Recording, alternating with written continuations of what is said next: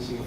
Since we're on the topic of federal and state, how do you, what do you think about the gun laws, gun changing and all that, like having a concealed weapon? I think, there has to be, it's a balance, and it's a hard balance. It's one thing to find a federal law that works, or a set of federal laws that work to stop gun violence in a city, an urban setting. It's another thing to find a set of laws a set of federal laws that can, and again, we're in the balance here. And there are a lot of states and cities who are actually finding ways to make this work. And this goes to the previous question. New York has reduced gun violence a huge number without federal law in helping to solve the problem necessarily. Chicago hasn't. Chicago's really struggled. Oakland's really struggled.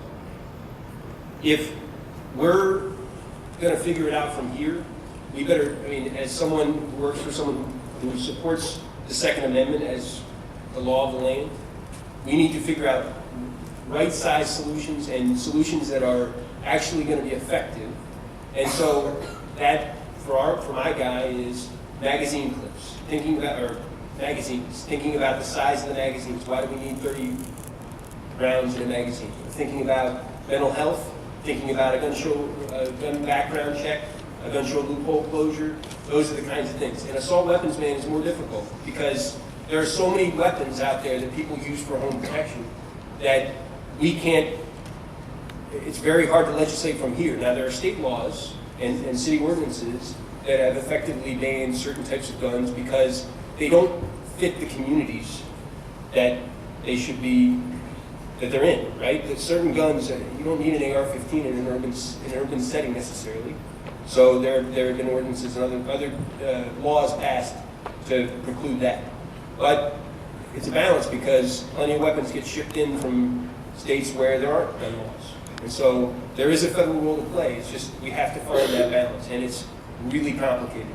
And you have to make, at some point you have to make a decision about what you're for. And my guy has thus far decided that magazines, mental health, gun trafficking, gun show loophole closure, background check is one constellation of laws that could help the problem.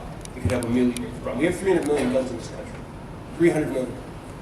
So you have to, what do you do about those guns? Do you take them all away? I don't think you can.